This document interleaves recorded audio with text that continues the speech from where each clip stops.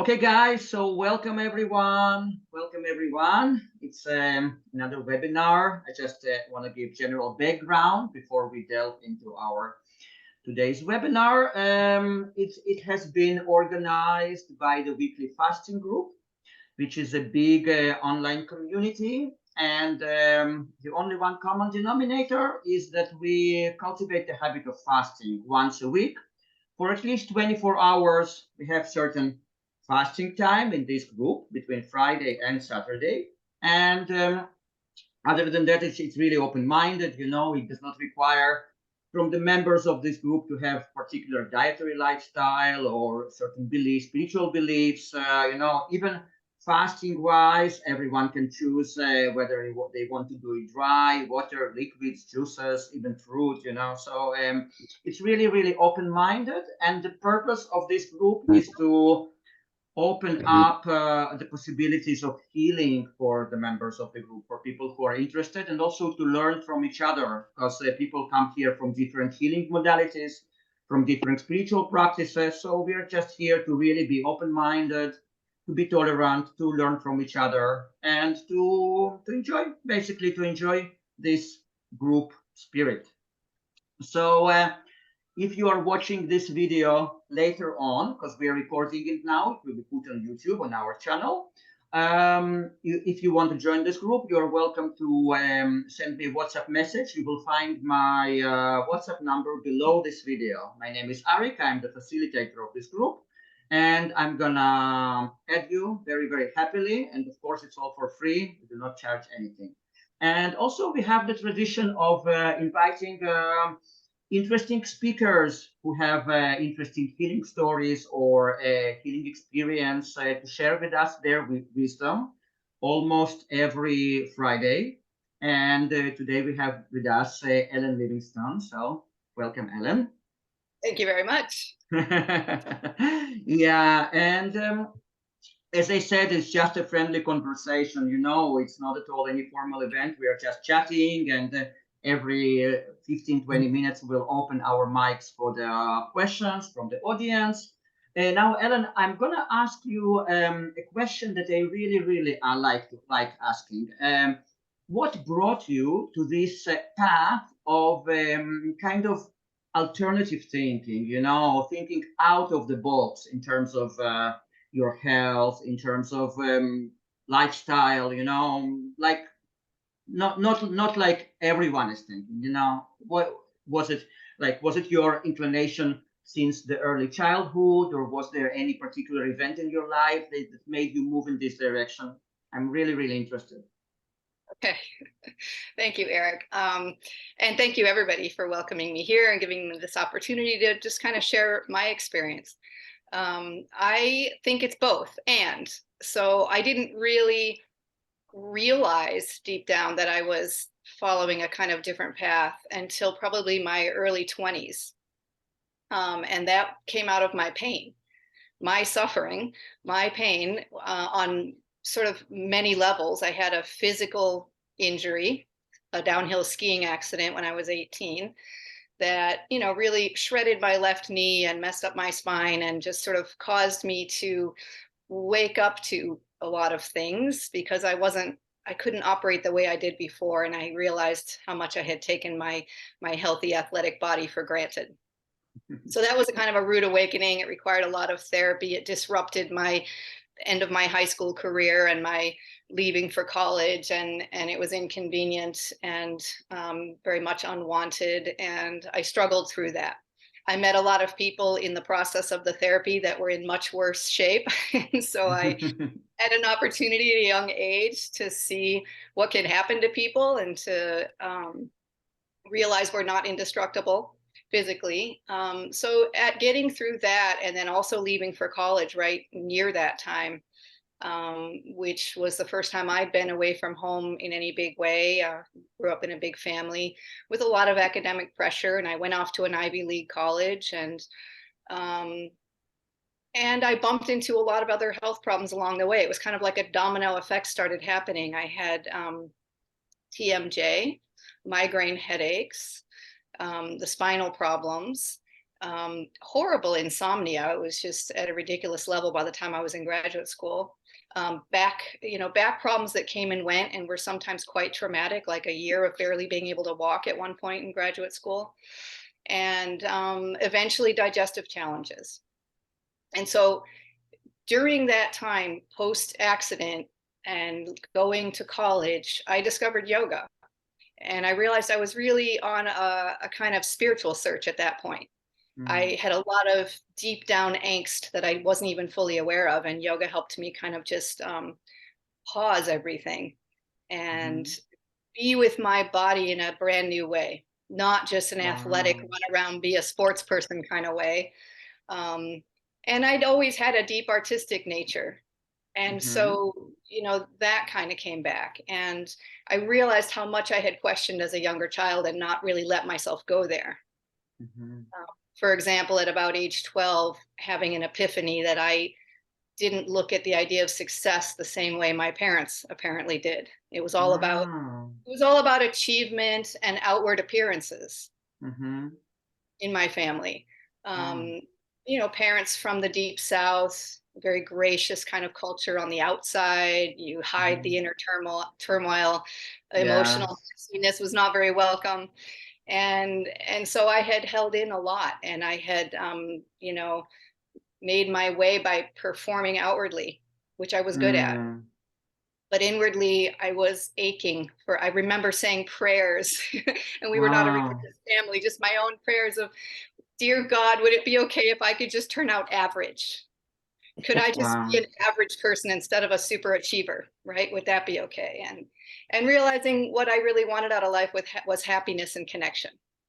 That was how I kind of thought of it at that 12 and 13-year-old age. And that, as I began to explore that a little bit in my own way, it just wasn't received well in my family. So I think I just shut it down. In fact, I shut myself down for quite a number of years. I went from being a very gregarious child with lots of friends to very inward in junior high, to then, coming back out through alcohol and partying in high school, and sort of destructive ways of having a voice again. And it became an actual conscious spiritual path in college age. So wow. So Ellen, in addition to yoga, because we are talking about the age without internet, so you kind of had to make your way through. So how did you get exposed to other spiritual teachings? Like, did you read books, or did you meet any spiritual teachers at that time? Like, how was your path in this realm? Yes, I did. I was fortunate to land a first yoga studio that I don't know how I found them, but it was a small one, and it was very spiritually oriented. I ended up dating one of the teachers at one point, but it was, and so I learned a lot from him, and he pointed me toward lots of books that helped me. And I think from there, I was in a job as a graphic designer, and there was a lady down the hall from me who made frames and framed pictures, and I was really drawn to her, so I kept making up excuses to go down the hall and take something to her. And she invited me to Siddha Yoga, to Guru Mai's Siddha Yoga path, and we had a big center in Ann Arbor, Michigan, where I was living at the time, and she just knew I would connect somehow. And though I've never become a devotee of any particular spiritual path, because I've always some part of me has always rebelled against particular strict forms and rules and things like that. However, I did receive a lot in my time with Siddha Yoga. And in fact, I went to an intensive with Guru Mai, which I questioned. I was probably 23, 24 years old at the time, and it was coming via satellite. And so I kind of thought, I poo-pooed it. I thought, she's not even going to be there. She's in India. She's at the ashram in India, and this is just coming on a satellite or something. What could that be? Little did I know, it was one of the more powerful experiences of my life when I received Shaktipa, as they call it. Okay. And I had a classic Kundalini Awakening physical and emotional experience of, this energy rushing up my spine and zooming out Yeah. the top of my head. And I had no idea what was going on. I'd never heard of Kundalini at that point. I didn't know what was going on. I just opened into the experience and shared about it later. And people were like, wow, you're so lucky. You had I thought, okay, we'll see. And, I have since returned to that a couple times along the way.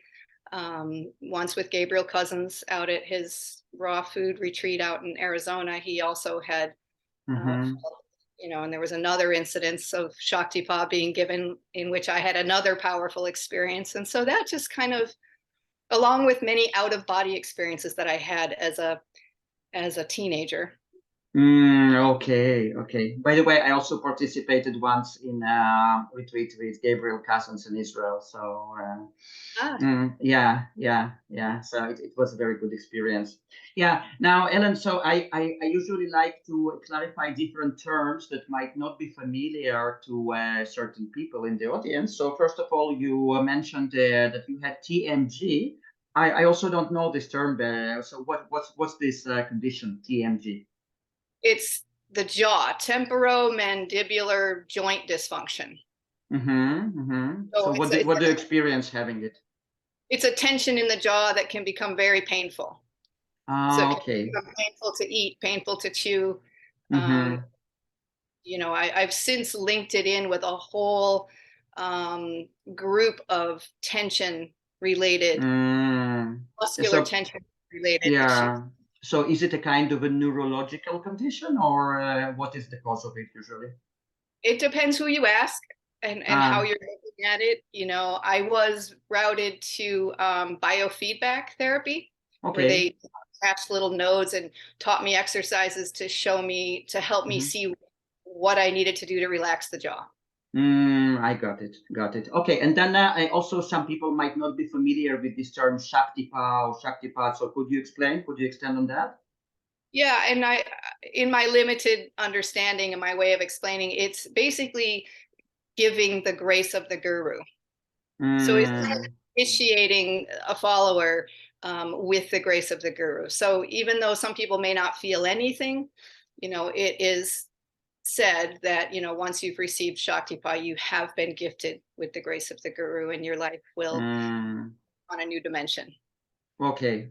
And also for some people, because we have people coming from different traditions, so people who are not familiar with Hindu yoga spiritual traditions, so could you describe Kundalini and Kundalini Awakening and what it did for you specifically? Well, again, curiously, I have not done a deep dive with this. I've just been kind of I'm a little bit childlike in my way of doing life. I just seem to be kind of open to experiences like this, curious.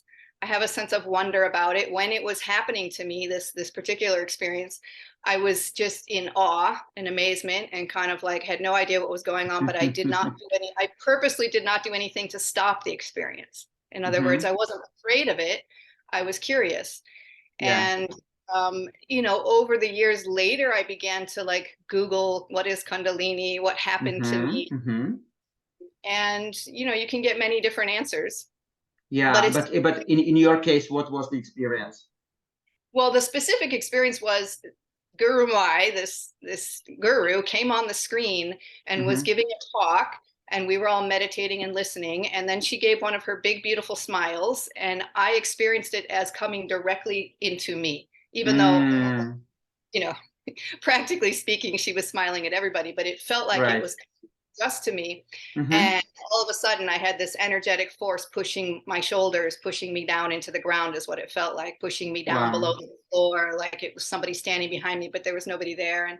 And then it turned to an energy at the base of my spine, which unwound, coiled up my spine and shot out the top. I described it as like lions and tigers roaring out the top of my head. And then in a matter of seconds or whatever it took, it was over. And so it was an awakening of this, this kind of life force energy that can awaken us into our spiritual path or into just opening up to life on another level. And, I don't want to get deep into spiritual discussions of it because I feel a little bit out of my league intellectually there. Yeah. But I invite anybody to look it up. If people can have really crazy experiences, it can look, there can be kind of psychic, Mm-hmm. disordered experiences that can happen if you're not in a supportive environment. I Mm-hmm. fortunately just had a really wild out of body type of experience, but and I don't know that I can directly attribute any changes in my life to that experience or that moment. However, I did have a very interesting path after that. So, I allowed myself to step into my truth, little step by Mm-hmm. little. Mm-hmm. Mm-hmm. And Mm-hmm. that is, you could say that is a bit of the beginning of when I began to really let myself step into thinking differently, seeing differently, Mm. speaking differently, allowing my sincerity to come through, even though some people ridiculed it. Allowing Yeah. myself to step into I moved from graphic design into art therapy as a profession after, Wow. because it was like I was willing to let myself step through the fear and allow what was naturally happening, which was I was seeing less meaning in certain things Mm-hmm. Mm-hmm.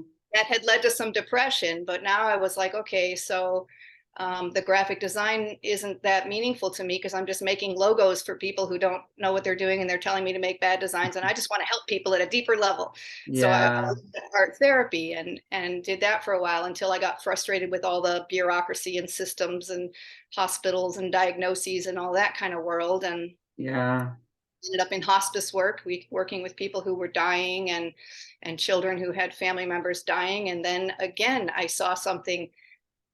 It was called a natural death, but it was not a natural death. There was a lot of medications and drugs and morphine and bad Mm-hmm. food involved. Mm-hmm. And Mm-hmm. I made another conscious step that I'm going to be on the other side of this, and Yeah. I want to work with health, rather than the sickness. And so that was the beginning of me stepping into the realm of mm, shining a light and leading from, you know, the light, and Wow. just no matter how crazy and dark it gets in the world, being Yeah. light workers, one of the things. Absolutely. Absolutely. Wow, Ellen, it is so, so touching. So really, really, I really thank you for coming here and sharing all those things with us. Really, really touching. So you actually saw people on the verge of dying, working with them, trying to help their passage into the other realm. Yeah. So, but now I'm just curious, how could you work using the art therapy with these kind of people who were dying? Like, what exactly did you do with them? Well, like I said, most of the actual art therapy work I did was with children who were Mm. experiencing the illness or death of a family member. Ah, So okay. I sat at the bedside of the dying patients and Mm-hmm. spoke with them, but most of the art process was happening with the children, and it was a way of helping them have a vehicle for expressing some of their feelings that Mm. they didn't have the words to articulate. Okay.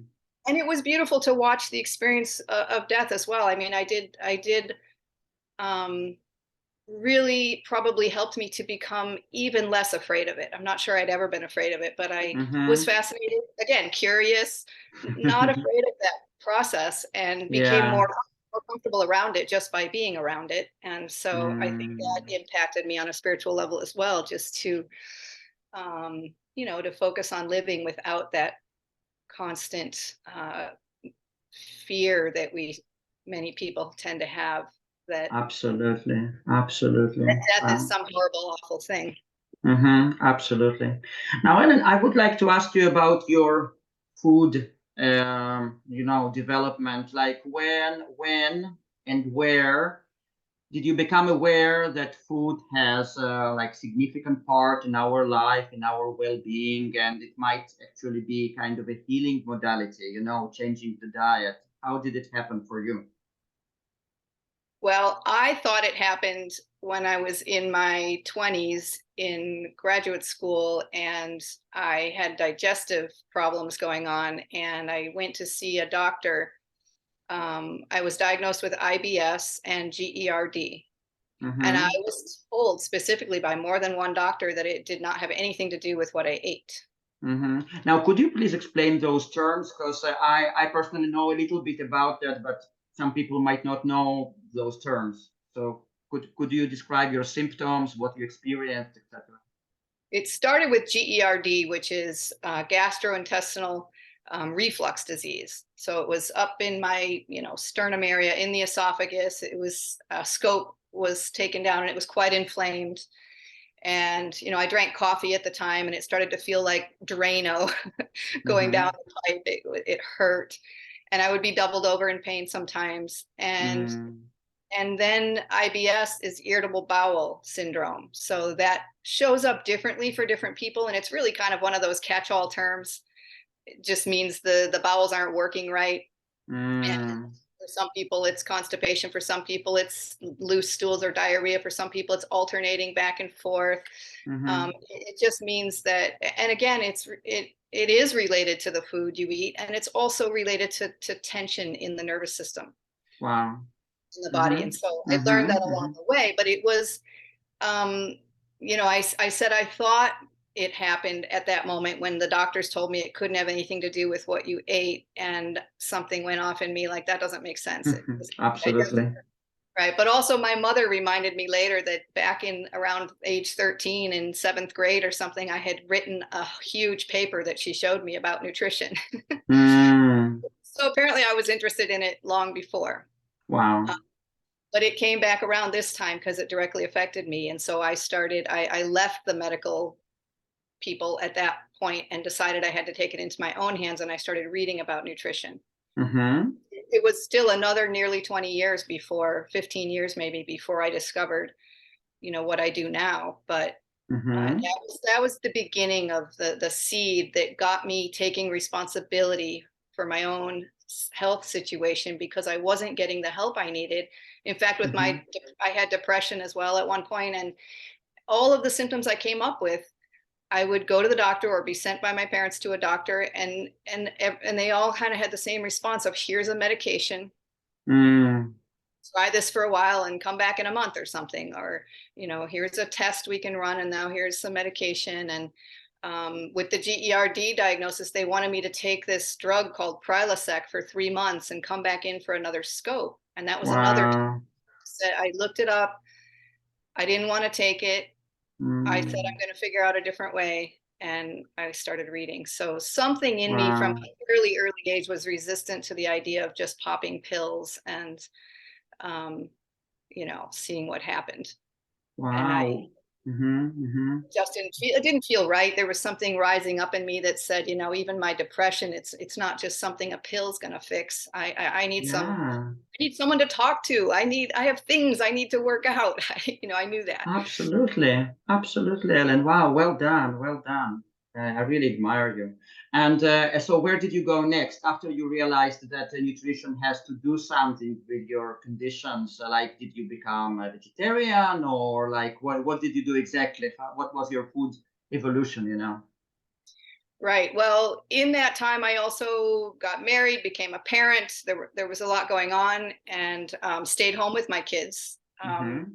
homeschooled them. And so I think I put myself a little bit on hold at that time because I was focused on what I was doing with the kids and Mm-hmm.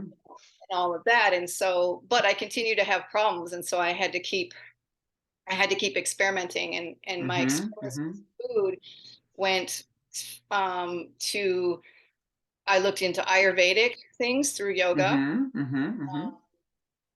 and I looked into vegetarian. I was vegetarian for a while. I Mm-hmm. was then vegan for a while. It was a pretty typical step-by-step evolution, taking Okay. me cleaner and cleaner. Um, Mm-hmm. and then I discovered Dr. McDougall somehow, and that was like a grain-based, oil-free vegan.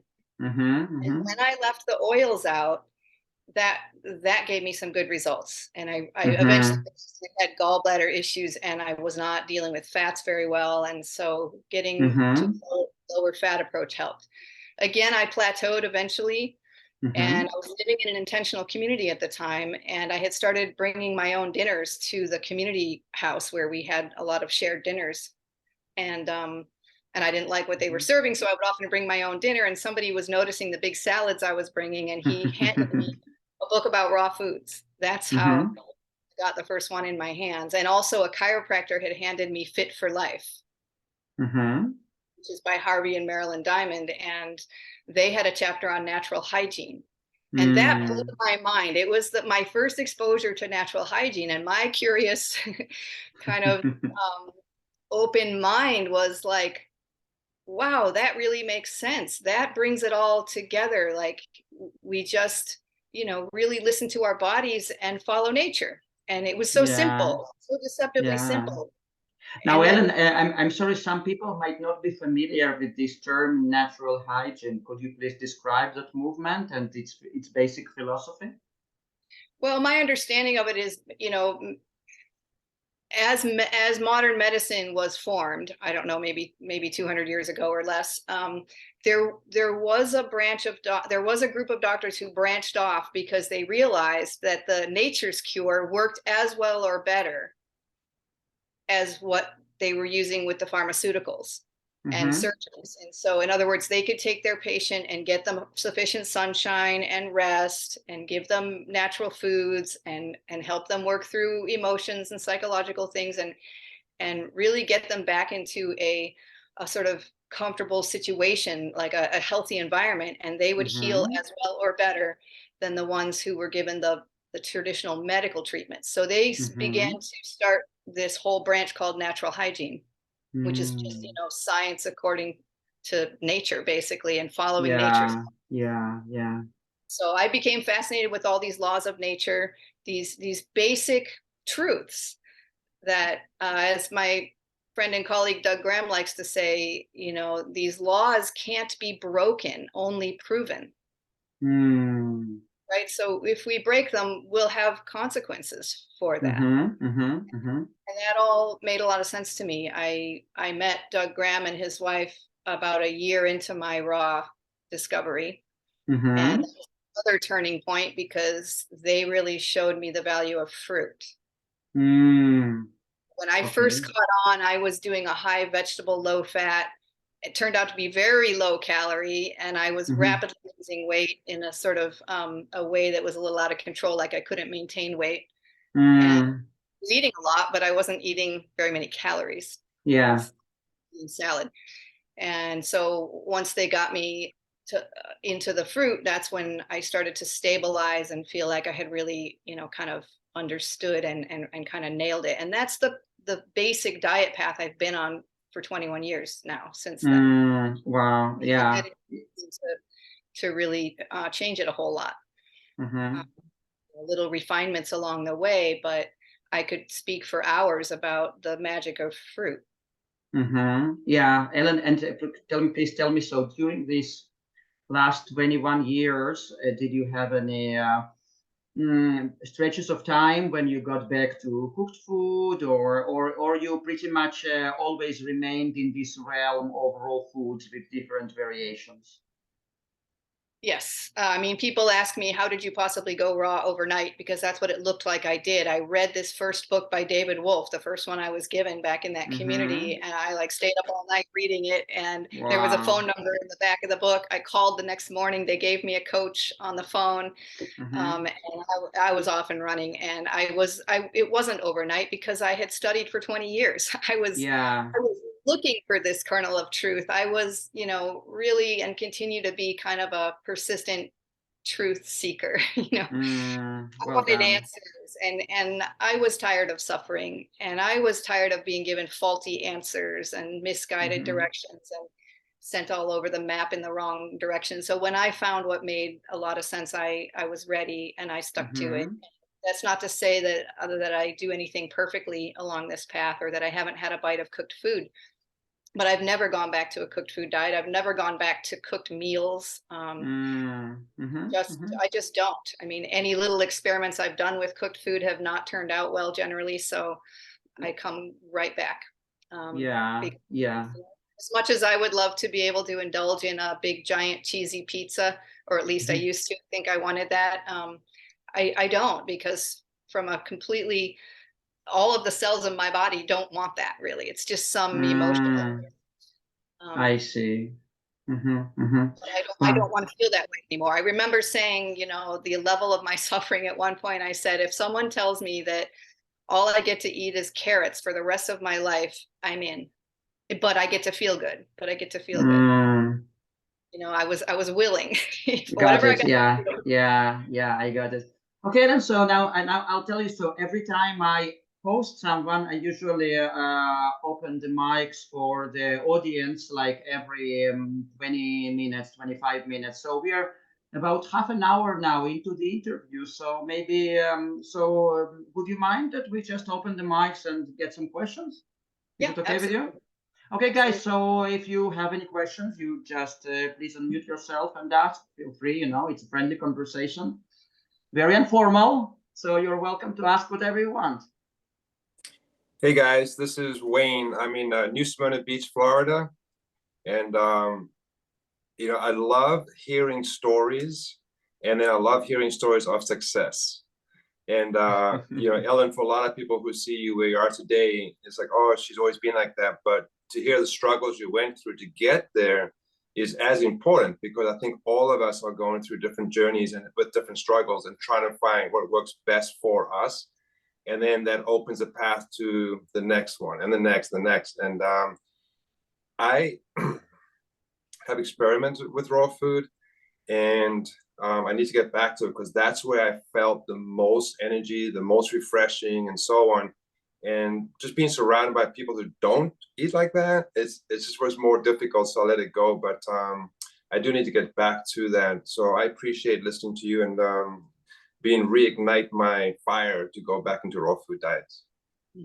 Wonderful. Yeah, I also was surrounded by people who did not do what I was doing. When I got on my raw diet in the beginning, I was married to a man who ate plenty of meat, pretty mainstream ideas, and had 3 kids, and I was doing the cooking for them all. And that was not easy. And I can give whole talks to parents about how to deal with that, because that's a number one excuse people have, is when they're making food for their family, and they can't possibly be on a different plan than that. But it just requires some determination, and and to do it with the right spirit. And I had to learn that along the way. I think I scared a lot of people away in the beginning, because I was so sure that I had the way and the true and the light, the truth for all of them. But I began to just share my food with my family. If I was making a smoothie, I'd make it really big and give some to the kids. If I was making a platter of mangoes, I'd put it all out before the rest of the dinner. And we had this fruit first rule in the house, where everybody had to eat fruit before the other stuff. So instead of taking away all the other things, I just kind of massively added in what I was doing, and really did inspire them. My kids were very much mostly raw for a number of years. It was difficult after, of course, when we split houses and I lost control of that, but it's in them. And they loved fruit. We played with it, had fun with it, had posters of the exotic different kinds around the house, shopped for weird looking cool fruits to open up and check out. The world of vegetables is not nearly so exciting, but the world of fruit, almost everybody is wowed by fruit. So that helped me to have something cool that I could share. That was attractive. They didn't have to do it with me, but at least, what I was eating looked pretty cool and pretty attractive. Very cool.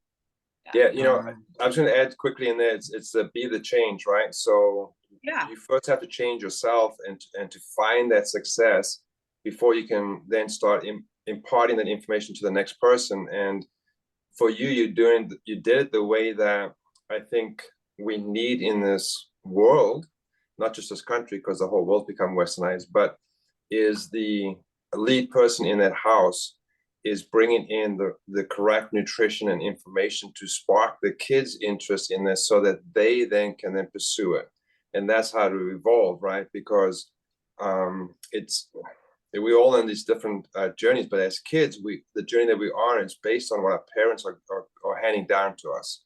So as a parent, making that decision to go this direction and then to support it through what you did, which was making food and sneaking things in there, which is just a great way to do it. So I thank you for that, and I'm sure your kids loved you for that too. Well, our children are watching us. And so how we model, I mean, I learned there were frustrating times when, because their dad wasn't on board with it, and, you know, their grandparents and all their friends. And, you know, I was a bit of a lone voice in the wilderness. And at some point I had an insight that the best I could do, and probably the only thing I could really do, was to model, and share. No force, no pushing. I did try that and it didn't work. It backfired quickly. It doesn't work. It doesn't work. It doesn't work. And this day, none of my kids are vegan. None of them are raw. They're all grown, and they're all healthy athletes. I mean, healthy in terms of as much as they know. They haven't had health problems overtly, and they're all very athletic. They all really care about their bodies. They all own a Vitamix. In fact, they all asked for them. They own juicers. They know about fruit. They eat a lot more of it than probably the average person.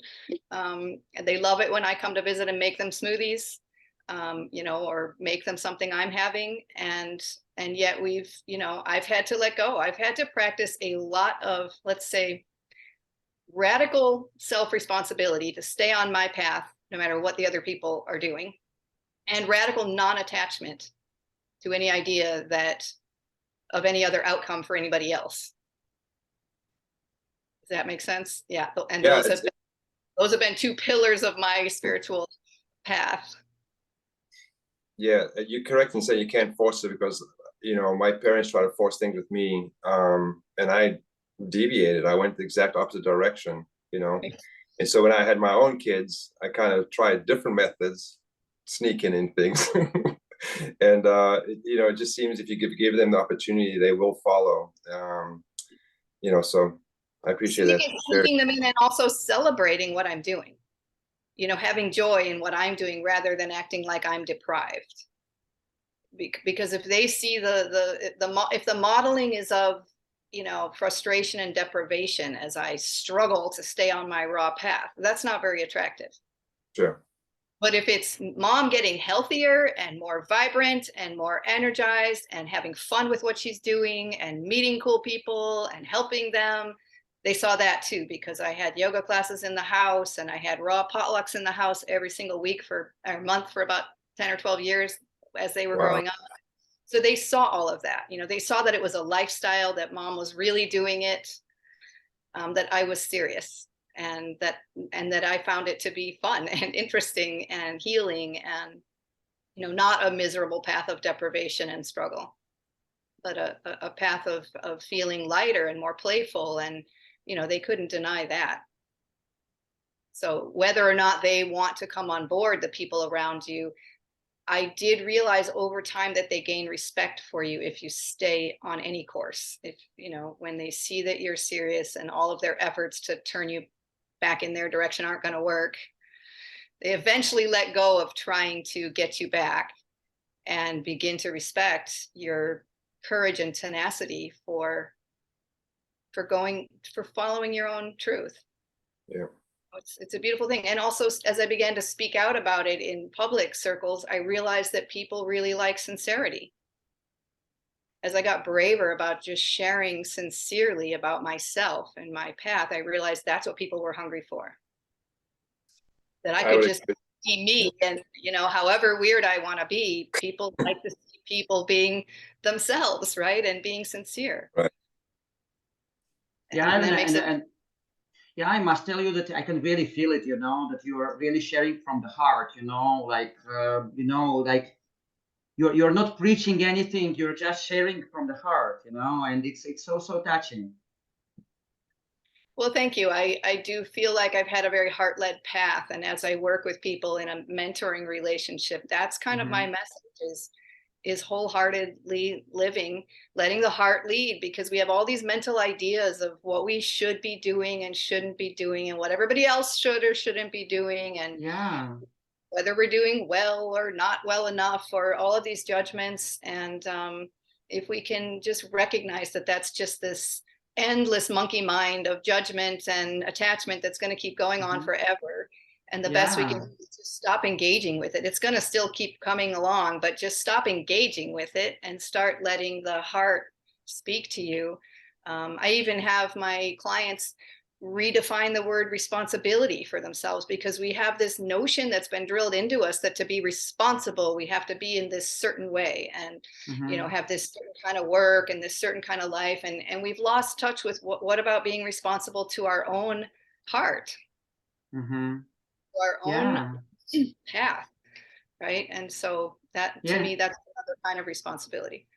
Yes, Ellen, I must say that I feel lots of acceptance coming from you, you know, lots of acceptance, lots of, you know, like allowing other person their own space, you know, their own space, their own way of thinking, and just, you know, just empowering another, like really will to empower other human being, other person. And that's really touching. I think my children, my clients, and just my path and all the people that I've bumped into have showed me that way. Yeah. You know, I had to go through the initial phase of trying to tell everybody what I had discovered that was so much better than what they ever saw. And that did not go well. It never works. Yeah, it never works. Yeah. So I learned a bit of grace along the way and humility. Our children always humble us, you know, they absolutely call it out. Absolutely. Yeah. Okay, guys, do you have any more questions before we continue? Because I still have a lot. Yeah, but guys, if you have any, you're welcome to unmute yourself. Yes. Hello, my name is Rose. I'm from the Netherlands. Hey, and Ross. hello, Arik. And thank you, Ellen, a lot for what you are sharing. I could resonate very much with it, especially when you were talking about the kids and how you dealt with all that. And my question is, like, I'm just very new in doing research in this whole field of becoming from a veg person to a fruitarian, to a liquidarian, breatharian. And I didn't hear you explicitly talking about that, but do you feel a kind of natural attraction moving you in the direction of becoming even liquidarian or breatharian? How do you think about that or feel about that? That's a deep line of thinking, a deep question. I have not been drawn there. I did do a month-long water fast, water only, in Costa Rica. I think that was 2008. So it was quite a while ago. It was maybe about 6 years into my raw diet. Though I was trying to heal some health issues was my primary reason I thought I was going into the fast. My one big fear of doing that was that the darkness of depression that I had suffered with earlier in life would come back. That was my fear, that left alone with my mind and no distraction and no food or anything, that would come back to haunt me. And to my delight, it did not at all. Remember, I had been like fruitarian for several years already before I did this fast. So my body was fairly clean at that point. And what happened instead was throughout the fast, after maybe about 2 weeks, it really started to happen where I just had these breathtaking experiences of a kind of bliss of knowing my own light instead of the darkness. What I felt was this incredible golden light in my heart. Is the only way. It brought tears. I just couldn't believe it. I could see it in everybody. It was the dark. It's not like the darkness was gone. It just wasn't going to be the thing that was going to torment me during the fast. Instead, I was given this opportunity to witness and grow my faith in the light that lives in us all, the goodness of everybody that I somehow knew, but I was haunted by this thought that the monsters of depression would come back to get me, and they didn't. And that was a victory there. My most precious results of what I got out of that fasting experience were on the spiritual level. There was physical benefits for sure. They were pretty profound. But what meant the most to me was the spiritual insights. I also had moments of like downloading information that I was just able to like grab a journal and write it as fast as I could because it was coming. It was like I saw a snapshot of things. And so I had, glimpses of that kind of access to something bigger and more brilliant than I had seen before. And so that has stayed with me, and would be a cause for me to be interested again. Probably would be to explore a little deeper frequency, energy. I have become more and more interested over the years in the very real power of frequency and vibration and how it runs things. And the cleaner you get in your diet, just going from raw, sort of gourmet, raw, vegetable, raw, whatever, to fruitarian style. And I do eat vegetables. I just eat primarily fruit. I do eat some nuts and seeds, but again, it's primarily fruit, very low fat, high carb fruit kind of diet, has been to really begin to embody a frequency and vibration that feels different than a lot of what's around me. And so that's been a challenge to navigate that, right?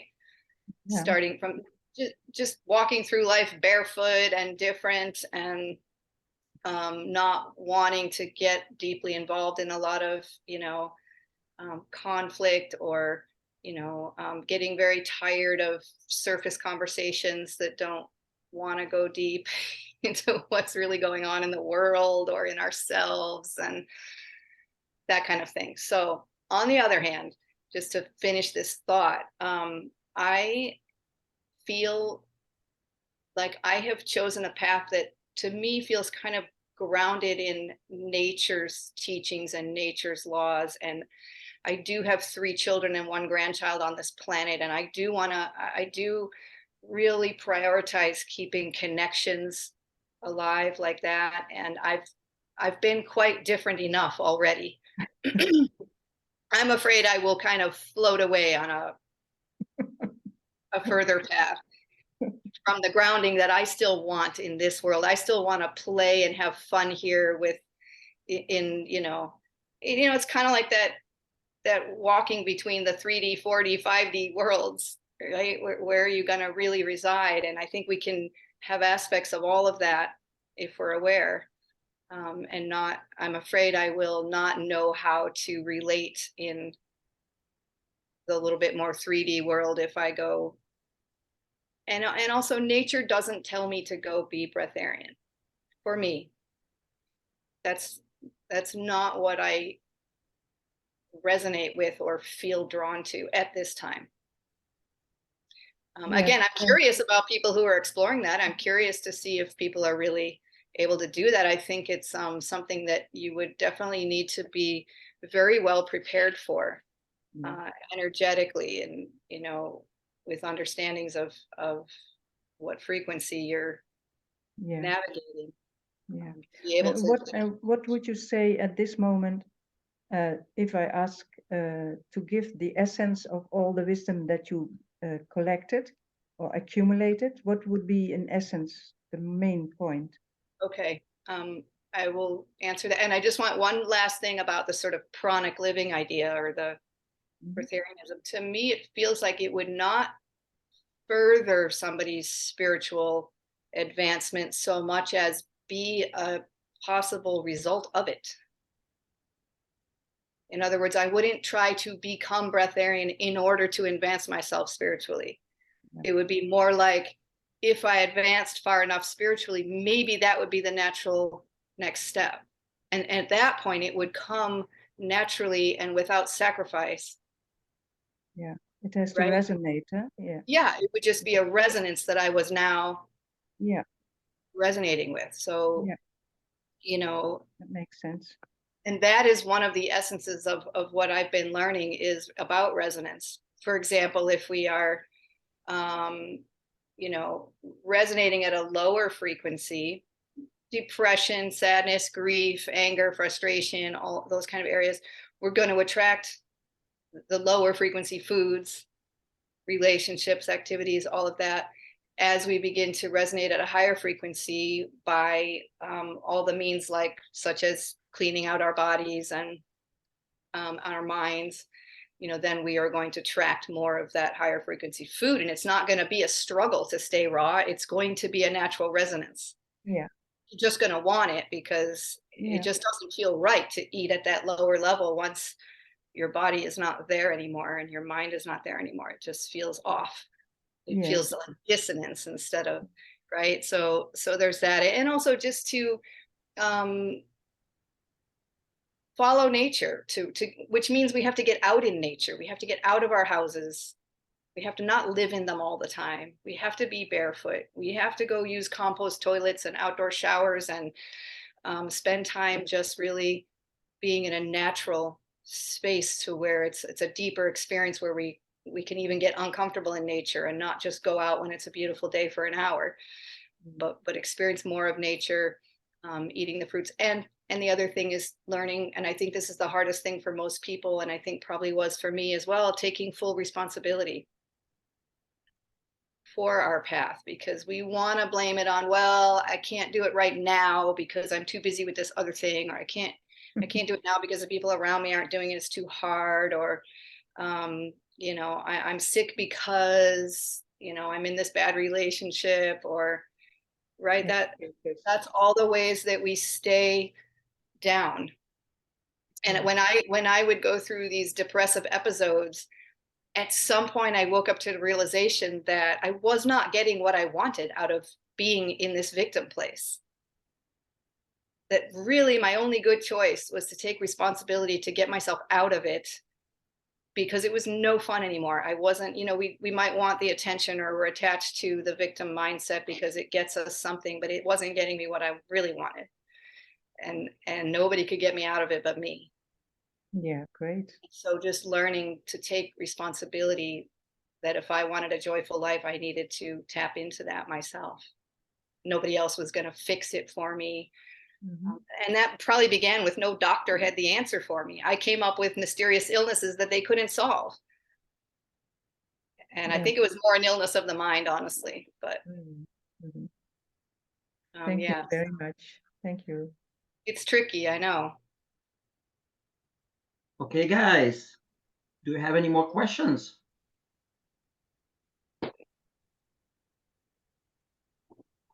Okay, then, so I wanted to ask you, in your opinion, what was the major factor that helped you solve this depression? Because I'm really interested in during different mental conditions, using different natural modalities. I'm also going to invite in the future a few people who solved really serious mental issues using different natural approaches. So in your case, what was the major contributing factor to that?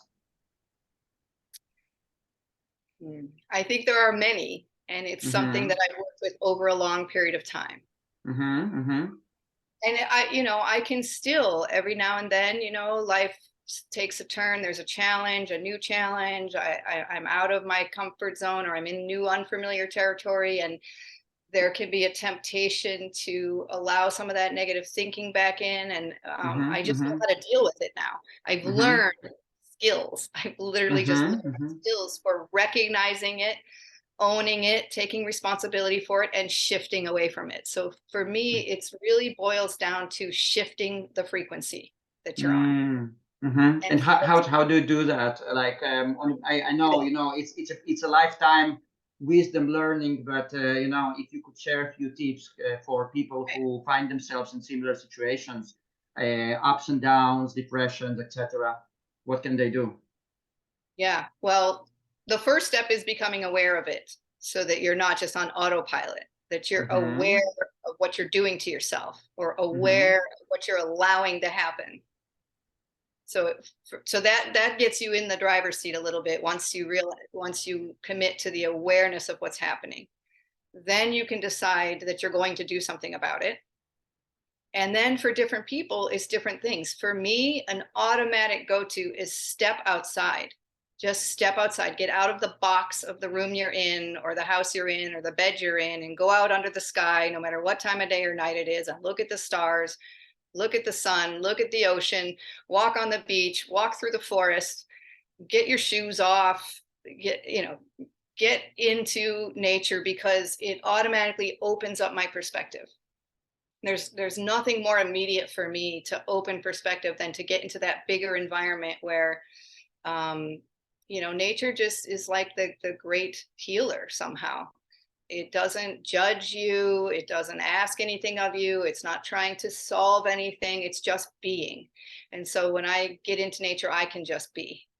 And it sort of gives me permission to get out of my monkey mind head trying to, because the suffering that we're in is coming from the stories that we're telling. It's not, the physical pain is just physical pain. I learned that the pain itself is not really the problem.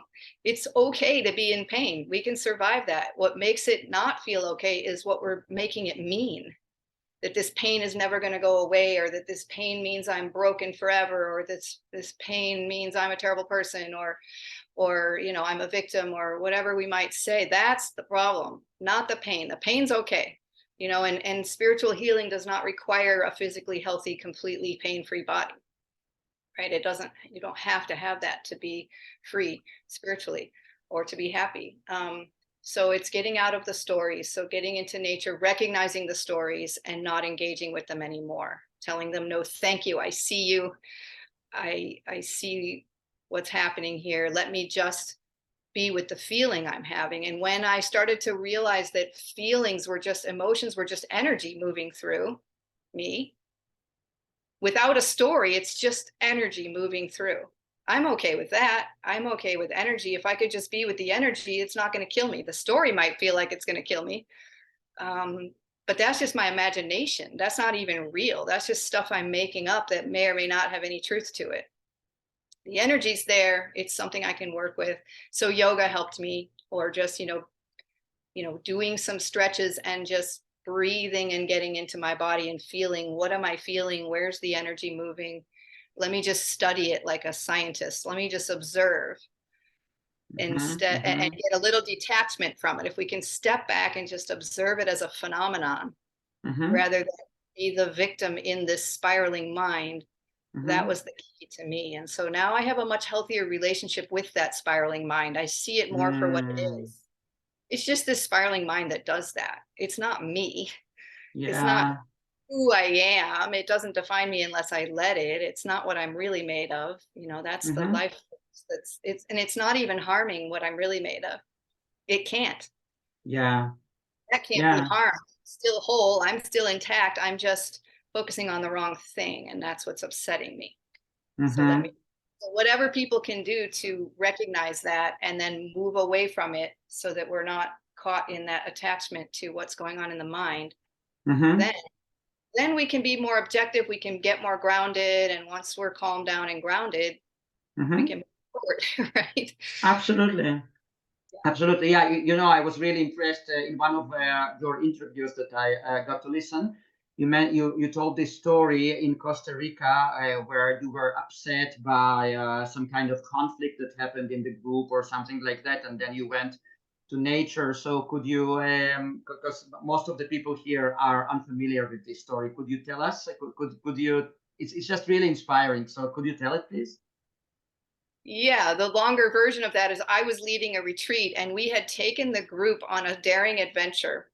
This was an advanced retreat. It was a second week of retreat, and the people who had agreed to stay, and we took a hike up a mountain and slept overnight in a cave.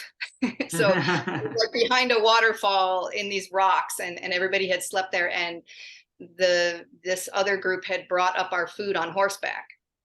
So they brought food. There were people who were preparing the food for us. It was just fruit and salad, and there was some avocado dressing, and apparently the avocados ran out. So some people didn't get the avocado dressing, and they were upset about that. And, you know, I didn't even really notice that because there was plenty of food. Like nobody was short on food. We had 20 papayas left over at the end of that night. So we didn't run out of food, but a couple people got upset that they didn't get what they wanted, and then they got fearful about what we were doing. Something, I mean, we were, you know, it takes you out of your comfort zone when you're in this rock cave outdoors for the night, and most of these people are not wilderness experts or anything. So, and then they didn't get their fatty dressing. And so my sister was on this trip, and she alerted me that there was a bit of language that sounded a little bit like mutiny going on behind the scenes, and that I ought to know about it, and that before we walk down the mountain, we ought to have a group meeting. She just said, just trust me. You need to sit down with everybody and find out what they're talking about behind your back. So we sat around this, there was a big, beautiful stone table with stone benches all around. So it was like being in a castle, you know, in the wilderness behind this waterfall at this stone table with all 10 of us sitting around it. And I brought it to their attention that somebody had let me know that maybe there was some discontent and would anybody like to share? And so gradually, slowly, a few people began to share. It was a couple of the youngest people in the group in their early 20s. And one of them was a really tiny woman. And she tried to show us by showing us her arm, see that we were starving her. As if in 24 hours she was becoming starving and that we were doing this to her. And it went on like that. And Ellen doesn't care or something like that. And somebody else who had come on the trip for this experience said, I'm really disappointed in you all. I came for a natural hygiene experience. I mean, I want this. Don't you want this? And so it went back and forth like that. And I was the target, right? Because I was the leader. So anybody who was angry was going to send it toward me. And so I was absorbing all this upset and anger. And I was very proud of myself, how calm I stayed, how grounded I was able to appear anyway, in order to be a leader who could listen with compassion, but not give into this victim mindset and, you know, and just sort of try to compassionately get us back. And I did. And we got to a place where everybody seemed happy and we were ready to go down the mountain. They just needed to be here, just needed to vent it. But what I did, as we stood up and started to walk away from the table, I realized my whole body was shaking. Wow. Like a leaf. Like I had navigated it beautifully, and yet I had taken in all this energy that I needed to do something with it. And so I snuck away from the group as we went to a swimming hole on our way down, and I found this giant rock, like in the movie Avatar is the only way I know how to describe it. It was so large. Wow. I had to climb up it. You know, it was probably 12 feet tall. And it had a big area at the top, and I just lay open armed. We had our bathing suits on, and I just lay in the sunshine on my back on this rock for about 20 minutes and just breathed. You know, I had the vision that I was just sending it into the earth. All of this excess, confused energy that wasn't mine, but it was in me. It wasn't mine. That I could just send it into the earth. That the earth could absorb all of that. That the earth can absorb all of that. So I intentionally visualized that, and then when I got back up off the rock, I was completely fine again. And I thought, wow, that was a beautiful example for me of some more work that I could do to be able to handle a situation like that and not be left shaking. But if I am left shaking, this is what I can do with it. The earth is there to help me. I don't have to carry this, and I don't have to make it about me. And I don't have to be destroyed by it. I can just send it into the earth and let it be absorbed, and and forgive and forget, move on, and go back to being in a beautiful, joyful vibration, playing in the waterfall with everybody. I could have held on to this. I could have ruined my day, right, and not been able to enjoy it anymore. Or I could have made up a story about, how they didn't like me and I did everything wrong and whatever. Either way, I would have sort of damaged the experience for all of us. And so I think it's also like I like to use the childlike analogy, not childish, but childlike, when you can let go. And watch children, the little children, they run along so excited for every next opportunity, and then they stumble and fall, and they get back up really quickly because they don't want to miss anything, and they expect something good around the next corner. And it's only when we get older that we hold on to the negative experience and make it a negative experience and tell stories about it and prolong the destructive energy rather than letting it be a beautiful learning moment and then let it go. Absolutely. Get back to the fun. Wow, thank you so much for sharing, Ellen. Yeah, really, really inspiring. It's truly inspiring. Okay, guys, do you have any more questions?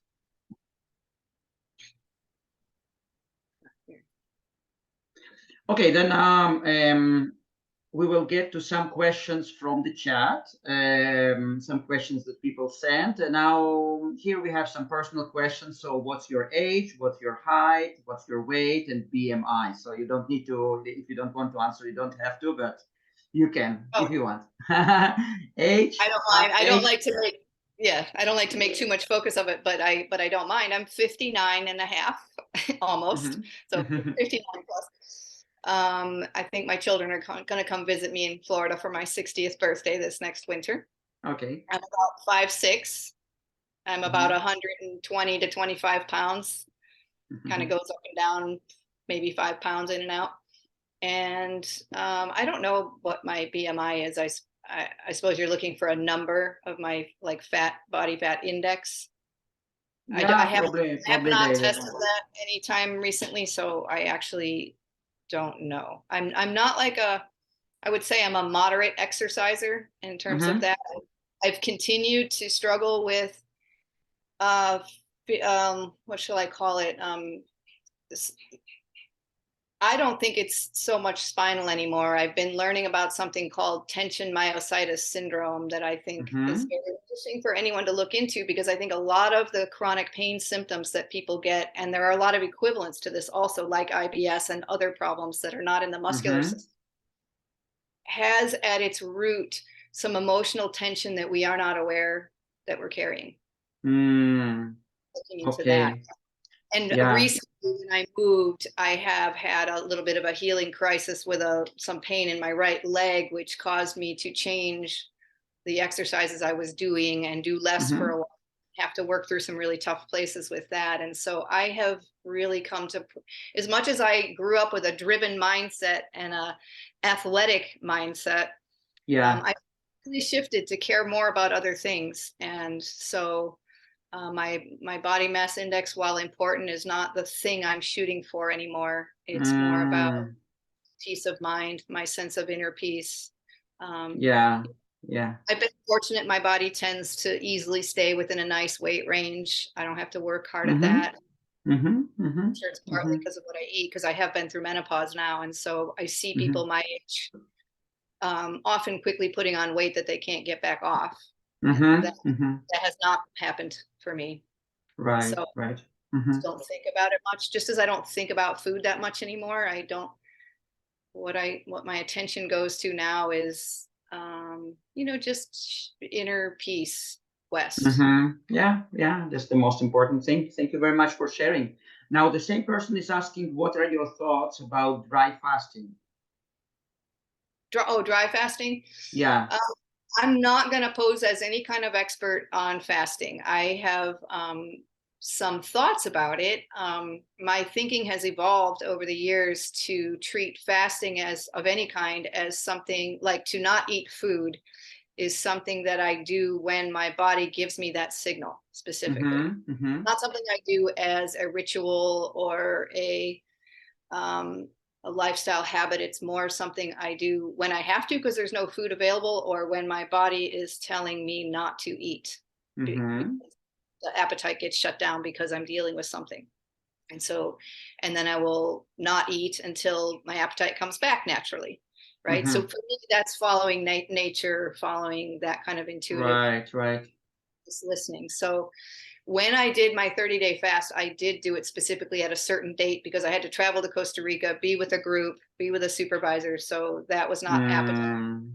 driven. But since then, I haven't been drawn to do that again. So dry fasting, I have felt really cautious about that. I know there are some people in this group that have been, having some interesting or good results with that. I do know some Mhm. people into some really terrible trouble with that. So I Mhm. think intuitively it doesn't make sense to me, but I haven't done a deep dive on it. I haven't Mhm. read very much about it. I've just been, hearing people's experiences. So Mhm. Mhm. Yeah. Fair enough. really Yeah. not the best person to ask about that, other than to tell you that I have no experience with it directly. Okay. Great. Great. And then the same person is asking about your thoughts on urine therapy. um, Again, so the only direct experience I have with that is when I was in Costa Rica, at that same retreat center where we went to the cave. I was with somebody who I admire a great deal, who lives there, who had been exploring urine therapy. Mhm. And so I was staying at her place, and there were some books, and I read a couple of books just out of curiosity because I admired her, and whatever she's getting into, I want to know about it a little bit. And it was compelling reading about it and hearing about people's experiences with it. But I bumped into, once again, I don't know if resistance is the right word, a place in which it was not coming to me intuitively.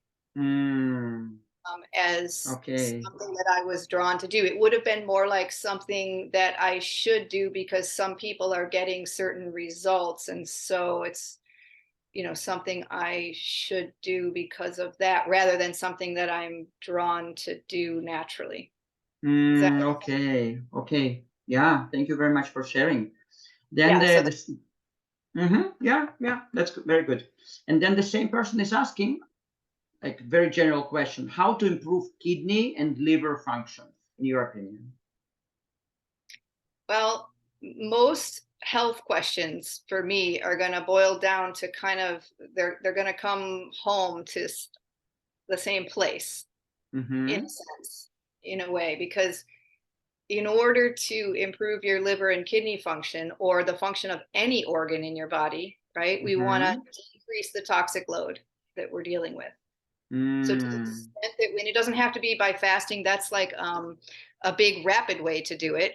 Yeah. But that can be too much sometimes, or not indicated sometimes. And so to do it gradually is another way, by just getting on the diet that we're designed to be eating, which I believe is a fruitarian style path. And so the lower our digestive load in general, not eating whatever you want and then fasting, and then eating whatever and then fasting, but actually being on a long-term plan that is in accordance with the laws of nature and what we're designed to be eating, then everything will begin to function more optimally, and the kidney and liver will be given a chance to recover because they won't be asked to work so hard.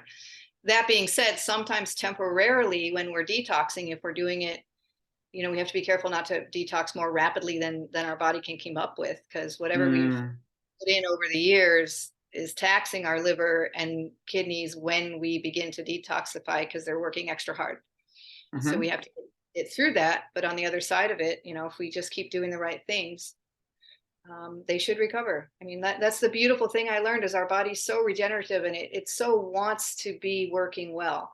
Everything it does, it's doing from this blueprint of perfect health. It always wants us to move us in that direction. And so we can just sort of stop worrying about that and just trust that the body's going to move us in the right direction if we just can get out of the way. So then we have to ask, how could we get out of the way? And that would be by removing the harms, removing the toxicities, and how could we provide the conditions for healing? And that would be sufficient rest and the right foods, or no food sometimes. If we just think like that, then we don't have to think so hard. Yeah. We don't need to know what the liver's doing. It'll do it itself. We don't need to even understand what it's doing. It will just do it. Okay, cool, Ellen. Very good. Now, the same person is asking your thoughts, if you have any, about germ theory of contagion and disease versus terrain model of health and disease. What are your thoughts on that?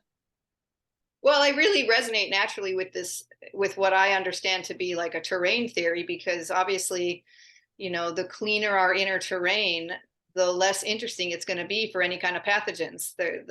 Whether it's bacteria, germs, whatever, viruses, whatever we live in that could be, in our body trying to wreak havoc. If it doesn't have the materials with which to wreak havoc, I think it's going to not materialize, or it's going to exit and find another host that's more interesting, that has more gunk in it. And so, I mean, my personal experiences over these 21 years, there are 2 times when I've gotten sick with something, like a viral kind of thing or germ or whatever like that. And in both times it was because I was heavily impacted by a huge dose of it being near me. If you believe in, germ theory, I'm still, the jury's still out of my mind. I haven't been able to wrap my brain around the fact that, like I got on an airplane. I had not had whatever they're calling COVID for all this long time. And then this past summer, I got on an airplane. I had a stressful trip where I didn't get much sleep. So my immune system was pretty low functioning at that moment. there was a lot of family stress and I didn't sleep well. And then I got on a plane with like half of the plane was coughing. I got off that plane and literally exactly 4 days later, I had a fever. About the only symptom. I had a fever for 24 hours and I felt tired for a few days. And exactly 4 days after that, my partner had the same symptoms. Wow. And that was our experience of COVID, maybe. Yeah. And then there was one other time 10, 15 years ago where everyone around me had the flu. And after weeks of being surrounded by a house full of people that were sick, I was the last one to go down. And I just felt under the weather for about 3 days versus them being like in the bed for 2 or 3 weeks. Yeah. Other than that, I have not had any kind of congestion ever, never. I don't get that stuff. And so I think that's an example of cleaner terrain. Yeah. Where I'm just not being good, right? Absolutely makes sense. That's absolutely going to generally be better than average because I'm not taxing it with cooked food 3 times a day, right? Yeah. And now we have from the same person a peculiar question. What is your opinion about globe versus flat Earth? Do you have anything to say about that? No. I'd rather not get into that. I really have not stepped into that space. And so I don't really have anything useful to say there. Yeah. Okay, good. Thanks for the question. Yeah. Okay, guys, I still have a few questions that I would like to ask Ellen, but do you guys have any more questions that you would love to ask? You're welcome to unmute yourself and ask directly if you have any. If not, then I will ask. So Rose wants to probably to ask another question. I was about to ask yours about how she sees her future and the future of the world, if that's the question. So you just ask it directly so that it comes from you. Yeah, exactly. That was the question that I would like to ask. Do you have any thoughts or feelings about where we are heading and for yourself and for the world? Yeah, I mean, how could I not, right?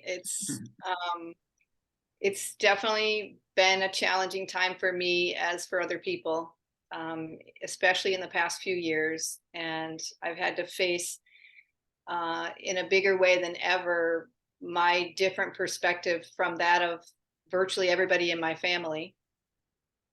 I've been a kind of a lone voice over here, trying to expose corruption and misdirection and things like that. And so that has caused me to have to like literally face a whole nother level of non-attachment to outcome.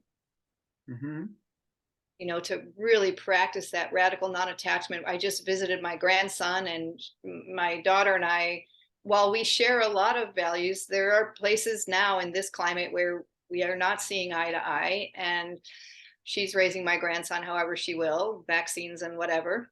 And I have to let go. And so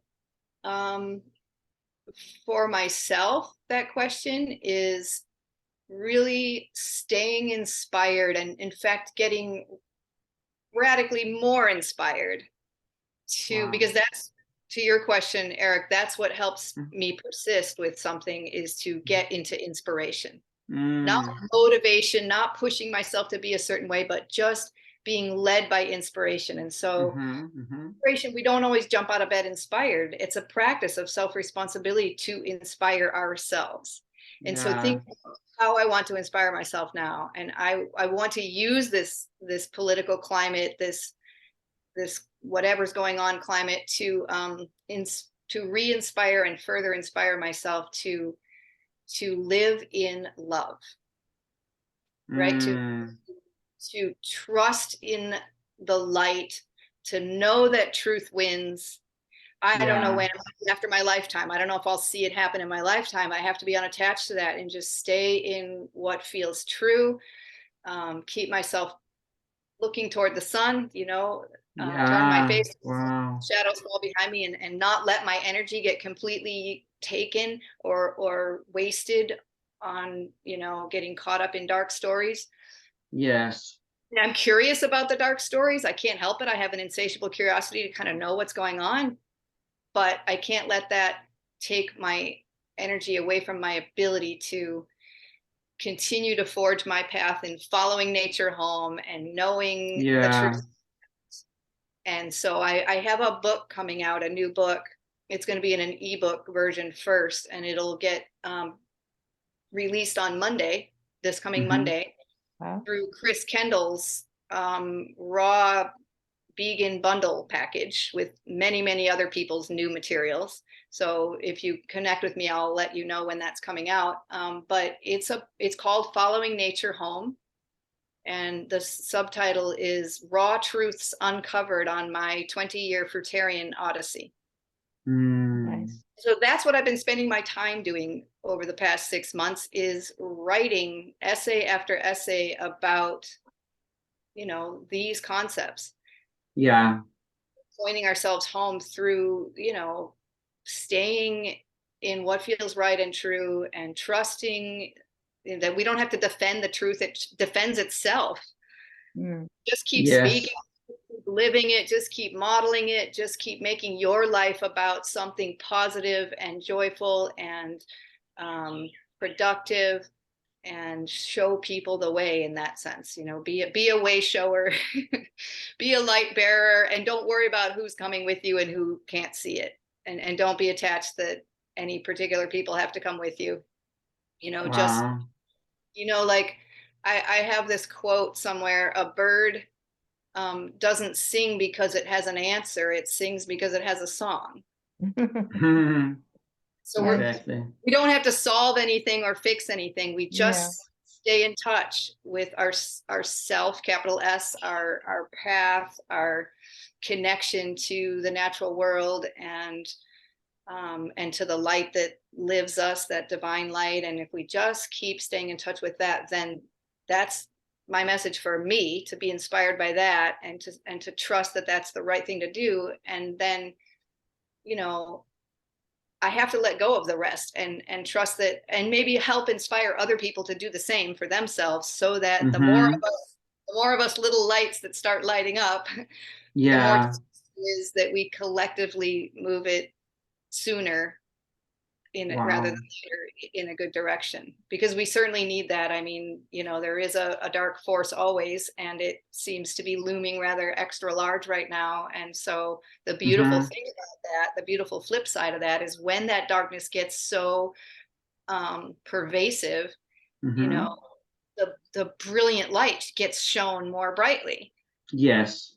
At the same time, and we have a chance for radical new insights, new energy, new creativity, new connections with each other, because I don't know if you've noticed, I've certainly noticed how many brilliant lights are finding each other right now. Yes, absolutely. Who else is willing to risk everything to speak what's true for them, and so it gets more important. And so that's the blessing in disguise, is as the darkness grows, the light shines brighter, and it gets more urgent that we speak out and find each other. And as we do that, we grow the momentum. Watching some people do some really beautiful things right now, because they're trying to, you know, exit the system because it's getting more and more oppressive. And so they're getting more and more creative and determined to set up new systems that work better, more loving and more sustainable. And so I'm really encouraged, actually, even though it is a scary and dangerous time. I'm really hopeful that it's bringing out the best in other people and other parts. Thank you so much, Ellen, for phrasing it, because it brings so much encouragement. Because people might easily get caught into those bad news and negative energy, and I think that this approach that you have just phrased is the correct one. You know, just to see the light always, to be, you know, to go after the inspiration. So important. And, you know, one other thing I could say about that, because it relates to what we were talking about before, to the extent that we can step outside of all the drama for a moment, right? And be able to just see it. You know, I read somewhere that, like, a sign of true intelligence is to be able to handle all of the ideas and things without freaking out. Absolutely. Just to Absolutely. be able to see it and maybe be interested in it and find out about it, but not get all twisted around by it. To watch the show. When I was fasting with Doug Graham, he had us all write down a list of all the things in our body we wanted healed on the fast. Yeah. So we all put down all the things we wanted to have go away on the fast. And he said, now crumple it up and throw it away, because your beautiful, intelligent body knows what it's doing and it's going to have a better plan. And so, that's funny. right? To let go of the idea that we know how to fix it all, or that we know what's, even if something appears to be bad that's happening, it may not be so bad, because it might be what's for something else to happen. So to try not to make so many judgments about it, but to just watch the show and stay grounded as best you can. Absolutely. Absolutely. Wow. Thank you so much, Ellen. Doug, did you want to ask anything?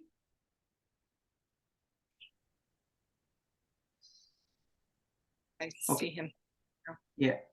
Okay, guys, do you have any more questions? You asked me, Arik, how does somebody know their purpose? And I think I just spoke to that just now. Yeah. So it's actually it's on my list. Maybe we'll cover it a little bit more. But I wanted to ask you, if because you have also been an entrepreneur throughout those years. Yeah. So I wanted to ask you, if a person wants to make their lifestyle or their philosophy of life into their source of income, what kind of advice would you give that person? What to do? Like, from where to start? I can tell you that for me, it happened rather spontaneously. And so hopefully this will be helpful to somebody else. I followed this path toward raw food because I was healing myself. Okay. I was just taking care of me. I was just doing what I needed to do. I was curious. I was going after what sparked my curiosity. And I began to do it, and I loved the results. So I kept doing it because I loved what was happening. And then I put up a flyer at a health food store to have potlucks in my house, fruit lucks, because I wanted to meet people. That's all. I wasn't trying to make money. I never even thought about making money doing this. It never occurred to me. I was teaching yoga. I was making a little money there, but I started having these potlucks, and eventually people asked me to share what I was learning. And eventually they started coming up to me and saying, could you help me with my issues? And this was about 5 years in. And I said, well, like, I'm not an expert yet, and I'm not perfect. And, I haven't healed everything about me yet. And they said, I don't care. You know something, and I want to know what you're onto. You tapped into something that I think you can help me. So I started doing that. And then they started to say, could you please go speak at the health food store? Could you please go get up on stage and talk? And I said, I'm not a public speaker. I don't know how to do this. And they said, it doesn't matter. Just go say stuff, because you've got important information. So I started doing that, and I just got better by experience. Wow. And then people said they wanted to pay me for something. And then I realized that if I was going to really be helpful, I was going to have to make it a bit more of something that I would give myself permission to accept some money for, so that I could do more of it, right? Because we all have to earn a living somehow. So Yes. I began to dare to do that. And it led to me thinking of, how could I help people the best? Well, I could do these workshops, and that led to the idea of a retreat, if I could, so it just sort of, when I would teach a workshop that was like, say, over the course of several weeks, I knew where I was trying to go with it, but I planned it out as I went. So I knew what the first lesson was going to be about. And I met the people, listened to them, and that helped me think about what the second lesson needed to be about. Yeah. After I taught the second lesson, I would realize what the third lesson needed to be. So I let it a learning experience for myself. And I think, I think all along the way, I've been teaching what I'm learning at any given time. Wow. So now I'm more interested in helping people in a more, with a more spiritually conscious path, because that's what I'm thinking about. So yes.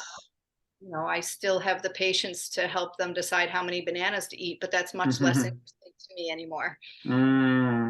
So I guess, following your passion and, letting it grow to the point that you realize you are beginning to come into some expertise with something.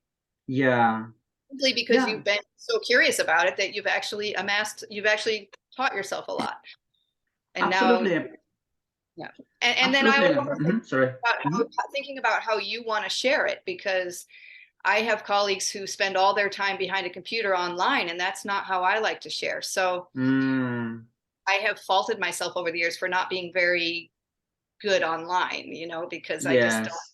the technology this, but I am good at showing up in person. Realized Okay. that maybe I had to do more kind of busking out, getting on stage, giving talks, showing up at festivals, having potlucks. And so it doesn't matter. There's no right or wrong way, but being honest with yourself about what you like to do and how you like to show up, so that you don't get yourself in a situation where you're unhappy doing what you're doing because you think you have to fit some template Right. that isn't you. Right. And so what we can learn from that is just from your experience and from your life story is just that you started doing something, just started following your passion, and then things, came like happened, whatever happened. And finally you also got some income from that. But you weren't thinking about getting any income. You were just doing your passion and following your passion. Is that correct? Yeah, I have another great example of that. Very simply, when I got a divorce, I was told I had to put all the kids in full-time school and go get a full-time job, that there was no other way. And I'd already been homeschooled for many years. And so I felt depressed for 2 or 3 days, thinking, oh, this is terrible. I have to give up what I love doing. And then a thought came to me, like some grizzly bear she mama rose up and said, no, I'm not listening to that. I'm going to find another way. The most important thing is I want to be with my kids. And so I remember that people had said to me, you guys live such a cool lifestyle. I wish we could just follow you around. Wow. And that was the seed of a business idea. So what I did was I invited other homeschooling families to drop off their kids for 1 to 2 days a week, be with us. And we created a really nice little home program that my kids helped out with. And we did that for 3 years. And I made money doing that. And it was my way of staying using my lifestyle in other words, just doing my lifestyle. Yes. But doing a few extra things to set it up in such a way that I could productively share it with other people and let them in on it. They were willing to pay me for that. They were willing to pay me just to share my lifestyle. And that's kind of what I do here in Florida with my retreats in my little home. I have a couple of bedrooms available, and people can come in and witness my lifestyle, sharing it with me for a few days or a week or so, do it with me, learn some things, study how I set up my kitchen and what I do in a day, and ask me questions, and they'll pay me for that. Wow. Amazing. Amazing. Okay, so I still have 1 or 2 questions left, but and then after that we will actually talk more about your retreats and the services that you provide, because it's really, really important for me that people know about that. But before that, guys, do you have any more questions? If you have any questions, you are welcome to unmute yourself and ask Ellen directly. And if not, then we will proceed to mine. It's hot here today. I'm sweating. Okay. Very warm, muggy day in Florida. Yeah.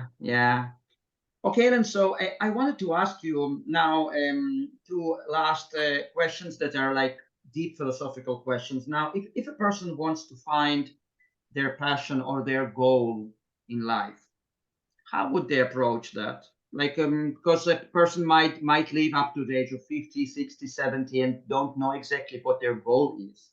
So how to go about that? Knowing what your goal needs to be. Yes, your goal or your like calling, inner calling.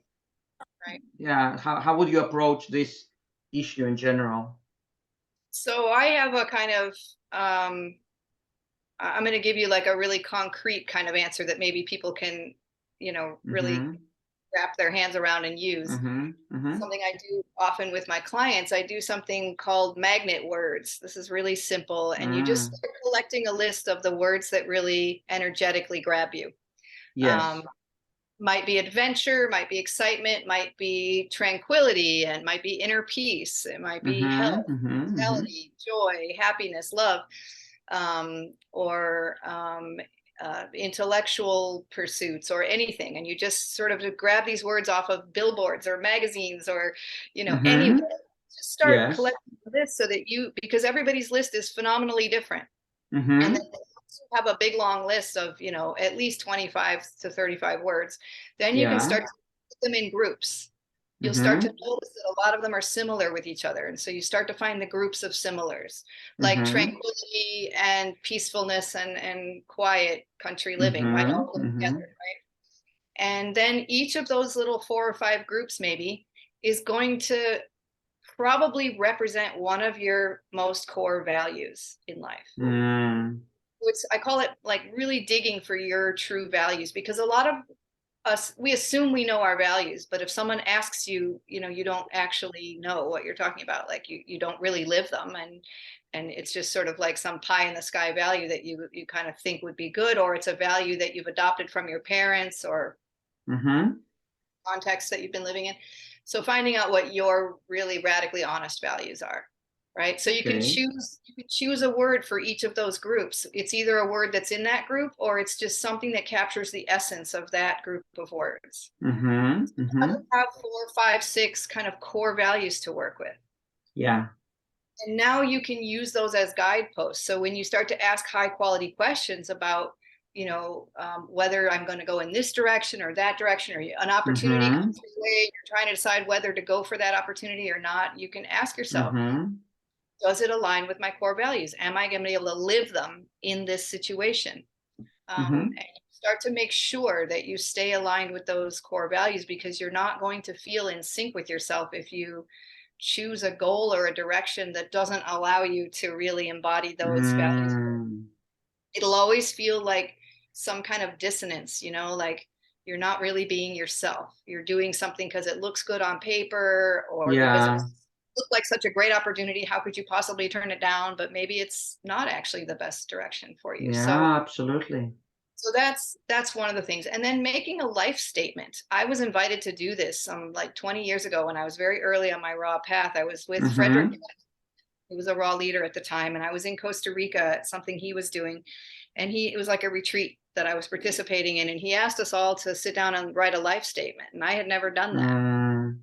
And what came out of my mouth that day still works for me all these years later. And that was, so here was my life statement. I'm a beacon of truth for others as I joyously live and share my dreams of health and freedom. So you hear my core values in there: health, freedom, truth, being a beacon. You know, I was willing to step into a leadership role. Sometimes I fight it and I just want to go live by myself in the jungle and not have to be a leader, but I will remember that that's a calling that I am willing to rise to.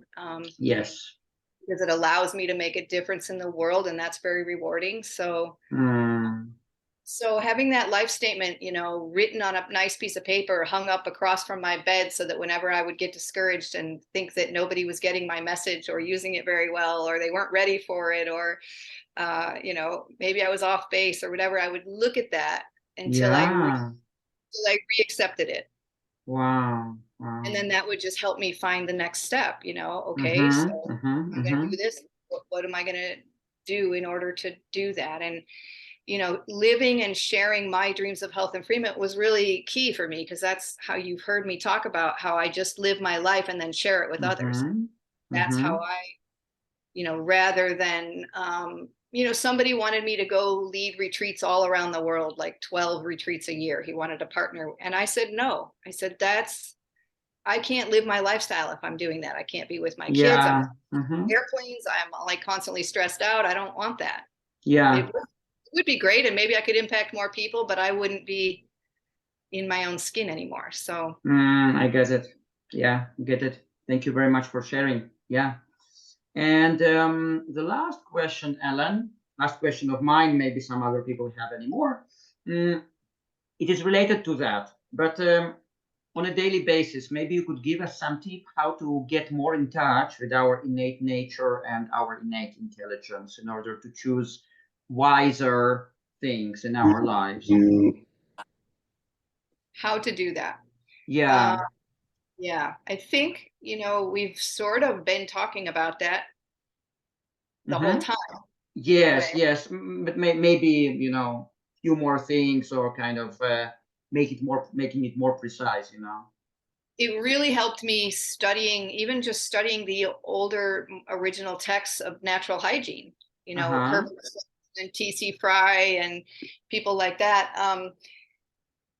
Because the language there was really driving home the idea that we have this innate intelligence. We find it in more spiritual texts as well, that we already have everything that we need. Yes. It's already encoded within us, that we already are a spark of the divine light. We are a drop in the ocean, an ocean in the drop, whatever, that we already are the package. And all we need to really do is realize that, and have faith in that. There's nothing wrong with us. And then there are things that are kind of obstructing our realization of that. And so to be able to kind of start wiping those away, same time that we do the practices of, for example, engaging with thoughts that are just figments of our imagination, that are taking us in a downward spiral, that are, that are making us forget our divinity, forget our perfection. And so recognizing that, and that's an inside job, that's kind of a mental job, while at the same time having daily practices that are seriously daily practices of getting, whether it's breath work, yoga practice, barefooting in nature, lying on the ground in nature, whatever it might be that we do daily. And I even have a little timer that I sometimes use, like when I'm working on a project or something, that causes me to stop every 30 minutes, every 30 minutes to take a minute out. Interesting. For me, I had to release tension, make sure I wasn't getting too lost in my mental process and tensing up all my muscles, or sitting at the computer in some unnatural way and forgetting that I was doing that. And so that can be a kind of practice, to pause frequently throughout the day, however you want to, whatever device you have to help you pause. And just simply pause and notice what's going on, and consciously relax the tension, relax the mind, notice what you're thinking about, look out the window or step outside, get a bigger perspective, and just keep short-circuiting that tendency we have to take on this sort of stressful disembodiment, where we're in this world of high technology and fast-paced intellectual pursuits. And I have consciously slowed my life down quite a lot. Recently, especially. It's been a gradual process, but recently I've slowed it down a whole lot more, because I live in a small beach town with a warm, sunny climate. I hardly ever get in the car. I ride my bike everywhere, or I walk. I have friends I can walk to their houses. I don't really need to be out in all that bustle very often. What you can do to recognize how much you are getting caught up in all that bustle, and just break that circuit frequently, because part of it is just giving ourselves a reminder and a chance to reconnect. We might know how to, we just forget because we get so distracted. Realize that we're actually losing touch. Right? Absolutely. It's really very simple getting back in touch. To me, very simple. It's just that we forget to do it, or we don't take it seriously how often we need to be reminded. Like when I teach a yoga class, I haven't been doing that for a while, but when I was teaching yoga, I would have everybody kind of set an intention at the beginning of the session. And then about every 5 minutes, we would pause between whatever sequence we were doing to just close our eyes and remember what that was. Because everybody they'd already forgotten what direction they said they were going. It's very easy to forget. we have to cement that in us with these Mhm. frequent, not just daily, but many times a day, little tiny practices. It doesn't have to take Absolutely. it's just the come Mhm. back to center, come back home again and again and Yeah. again the day. Yeah, absolutely. Absolutely. I think that Okay. helps us know what direction to go. Like we don't have to think, what is my purpose? Where am I going? If we just keep grounding, the purpose will come. Mhm. It absolutely makes sense. Yeah, makes sense. Okay, guys, so now you have the last chance to ask Ellen your questions, because then we are going to talk about her services and we are going to wrap it up. So if you have any questions, feel free to unmute yourself and ask your questions.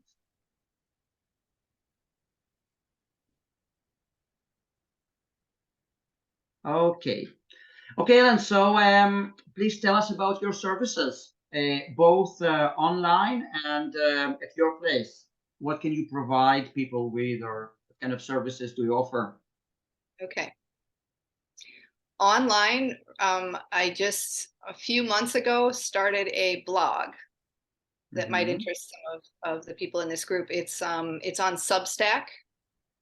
Mhm. So if you go to Substack and look up Ellen Livingston, it's called Living Heart with Ellen Livingston. Yeah, And so we'll put all the links below the video. So whatever links you want to be put below the video, you just send me later on, and then everything will be there, including this one if you want. I've been putting out a written piece every Sunday morning. It comes out and it can come into your inbox, so you can just be a free subscriber if you like, or you can donate to my work there if you like. So that's been fun. It's been getting me writing again. And then I do offer mentoring services, and that's generally by phone, in person if you live near me, but it's generally by phone a few times a month. And I'm flexible about the length of time that we work together. People can either pay me, by the individual session or by a number of months, where we've got kind of a package deal going where we've got some goals that we're working through. We're specific about that. So I call it a mentoring service rather than coaching, because it's really, I just like that feeling better. Yes. I'm sharing wisdom along the way. I'm working with my clients at whatever point they come in, and letting them kind of direct what it is that they want to progress with. And then we work. So that's a beautiful experience usually for everybody involved. And then I have the retreat center here in my home in Englewood, Florida, which is in Southwest Florida. We're just about 45 minutes south of Sarasota, a little bit north of Naples. It's a really fun area, and I'm in a small town. And so I just have a basic humble house, but it's been remodeled. It's really nice. It's got 2 modern bedrooms with a nice shared bathroom. And my partner and I are on the other side of the house, and in the middle is a shared commons with a raw vegan kitchen, and we've got a screen porch and a hot tub, and we're on an acre of wooded land where we've planted lots of fruit trees, and we're working on a food forest here. And you can borrow bikes and kayaks and move around. You don't really need to do anything out in the car unless you want to. And we have the beaches not far away. It's about 4 miles by car to the beach, but we're like 3 blocks to the bay. So you can go watch the sun going down over the bay every night. That's what I do. That's one of my practices, by the way, nearly every night, watching the sun go down over the water. It's just it's a way that I bring everything home at the end of the day. And so people can come and stay individually on their own schedule, and we work that out. They can pay a nightly rate and just use the kitchen and do their own thing, or they can be on a real retreat with my services, where I help them and do some mentoring sessions and movement sessions and things like that. So it's kind of, I'm still playing in a very flexible way with the parameters there of away from somebody just coming and doing their own thing and having a room to rent in a raw vegan household, to the other end of the spectrum where I'm really working on a daily basis with somebody. Right. And sometimes it'll be a formal group where I, am asking for 4 people to come for a particular week together. Or you can bring your own friends. If you have 2 or 3 people you want to bring with you, and set up your own week and fill the retreat with, and then we talk about what your group wants. And I love the flexibility of it. When I was doing the retreats in Costa Rica, it was a different beautiful experience, we were in a retreat center that had its own chefs and its own program and field trips and things like that. This is much more customizable. Yes. Right. So we can go deep Mhm. with whatever it is that you're, you know, that you're onto lately. Yeah, yeah, Ellen. And if we talk about your phone services, phone mentoring, which areas of life or which subjects can you help people deal with? Well, I mean, you probably get a pretty good idea just from this talk today, kind of the Mhm. scope of what I'm interested in and what Yes. spaces I play in. Most people are either moving towards a raw vegan diet, or they're at least curious about it, or they're already on it. Either way, you're gonna learn about it from me, because that's my lifestyle. So it's gonna come into play. Yeah. Because like, if let's say if somebody comes with a lot of emotional work they want to do, we can focus on that primarily, but I'm going to be aware that they may have some dietary things that are happening that are obstructing their progress. So we need to look at that, right? And so that'll come in. So it's kind of a holistic look, but it comes at whatever space the client comes from. Got it. Work pretty intuitively to find out, you know, where we're going to get the most bang for our buck to go in there. Yeah. I We can cover a lot of territory, right? It really depends on the person. So yeah. I'm fairly comfortable in a lot of these spaces nowadays, so I can have fun with any of them, really, and we can bring a playful spirit of curiosity and wonder and awe, and that lightens the whole experience. Does that make sense? Yeah, absolutely. Yeah, we really work with inspiration and get people to kind of, you know, let go of some of what they've been perceiving as so burdensome, and like to get excited about being inspired with what they can do for themselves. And yeah, absolutely. Okay, dear Ellen, so we'll put all the links below this video, like all your contact details and everything. So, and okay, so Desiree is asking if you talked about urine therapy. Yeah, you talked about that. So yeah. So you can rewatch it afterwards. Yeah.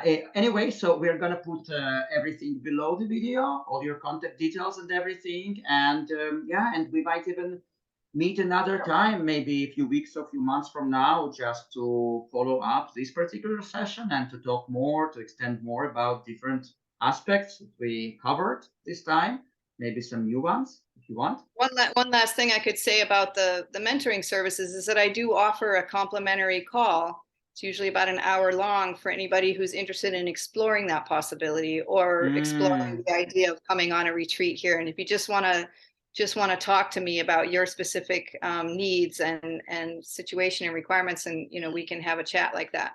So you can just reach out to me via email, and we can set that up. And if you like, you can get on my newsletter list, and I just keep you posted on what is new and what's going on.